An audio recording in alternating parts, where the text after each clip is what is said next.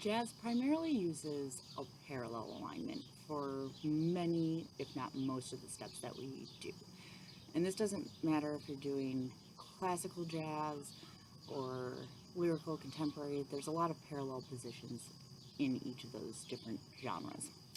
The kicker is jazz also pulls from ballet, as I've previously mentioned. So on occasion, you'll find that you need to go from parallel to a turnout or vice versa.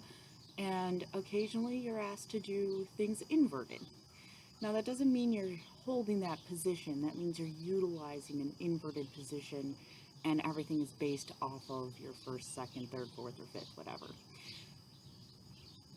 I would have to say things like the Charleston is probably one of the most noticeable dances where you invert the knees and kick out the feet.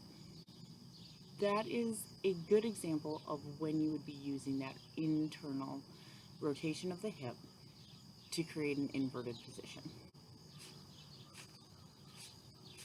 All of these positions, whether they're done on the ground, so they're a tear, or if they're done on wear in any fashion, the movement always has to come from your hips. And we've talked about this before for some of the other styles and whatnot, but it's super imperative that the movement starts from the hip and works its way through your entire leg, so that way you can safely execute moves. If you let your ankle or your knee go, that can cause problems. And so you need to make sure that your hip is in its proper placement and you're not doing any weird torquing on your leg.